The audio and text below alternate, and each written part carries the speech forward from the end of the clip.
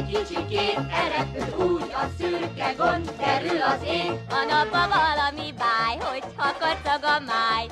Szárnyal a ged, mint a kacsamadár.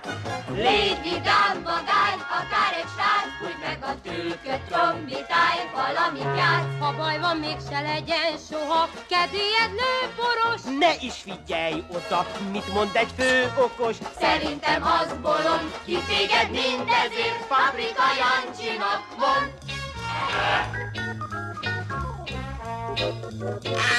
Mézga Géza vagyok, nem lopom a napot, de nyakkal mond a csacsika család.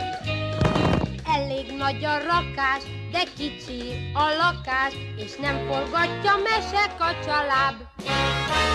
Van itt nálunk hajcilő, kitűnő hangulat, olyan, mint a vadnyugat, zene, vonna, ricsaj, papa, mama, gyerekek, csupa szép szeretet, egy se nyakot, kesereg, tréfa csupán, a baj.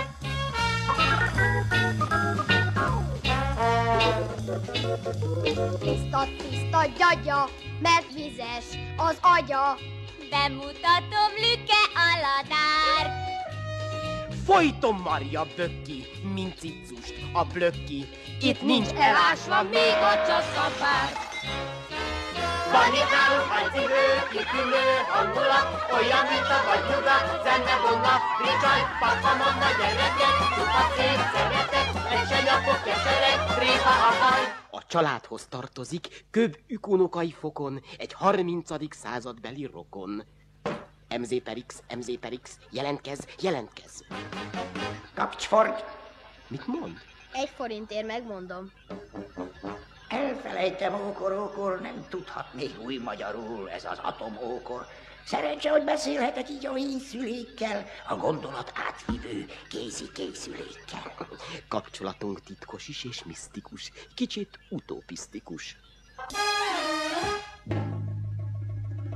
Néha légy bolond, egy kicsikét elrepül úgy a szürke gond, derül az ég. Van abba valami báj, hogyha kacag a máj. Szárnyal a ged, mint a kacsamadár. Légy vidám, vagány, akár egy srác, fújj meg a tülköt, trombitálj, valamit játsz. Ha baj van, mégse legyen soha kedélyedlő poros. Ne is figyelj oda, mit mond egy fő okos. Szerintem az bolond, ki annak mond, ki téged lenéz.